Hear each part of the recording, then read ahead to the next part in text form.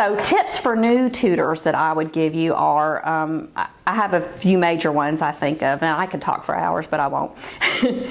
One is just keep it fun and flexible. You know, just be flexible for whatever's happening in the moment, and if you see a teaching opportunity that takes you off of your lesson, I do those. We've talked about slang terms in different parts of the U.S. and things like that. So anytime I see a teaching moment coming, I'm happy to veer off whatever we're working on. We can always come back to it in a further lesson, and we can stretch lessons out through many meetings if we need to.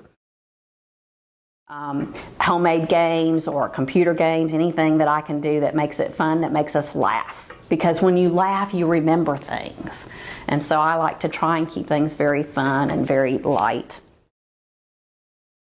One of the things that we do, that we like to do for homework, is I'll have them write a paragraph or so about a life experience, maybe related to something we're studying, or even just things happening in their lives at that time, and then they'll come back and they'll read those to me. And we feel like those are really good experience because it gives them experience writing, it gives them experience reading their own stories, and it gives them experience in thinking about putting together a story and putting it on paper. And it doesn't have to be very long, and they enjoy doing those and even sharing them with their kids at home, which I think is really fun.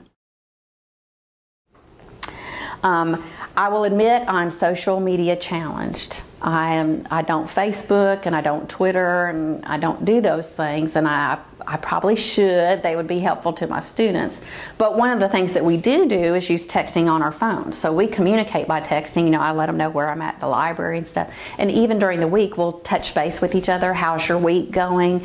And what I am conscious of is that any text I send to them, I do, you know, complete sentences and that kind of thing, so that they get used to seeing grammar in that way. I'm not concerned whether what they send me is in that form, but I try to be very careful about making sure that what I'm sending them is close to what they see when they're reading something, and that way it gives them practice with that.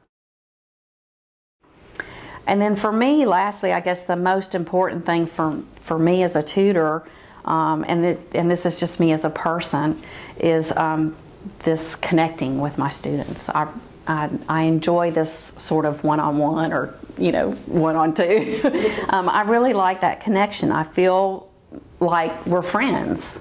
And when we have to miss, you know, whether it's from weather or a holiday or something, we actually miss each other. We come together and we hug and say, "Oh, I missed you. How was your week, or what's happening with you?" And because we've made that good connection, I think that means that we communicate better in terms of our lessons, because they're very comfortable with me. I feel like a friend and they feel like my friend. So none of us are embarrassed or afraid to try anything new that we're learning. None of us are afraid to make mistakes. You know, if I were to feel like something wasn't going well in a lesson, and I don't mind changing gears or saying, "Hey, I don't think this is working out, you know, let's try something else."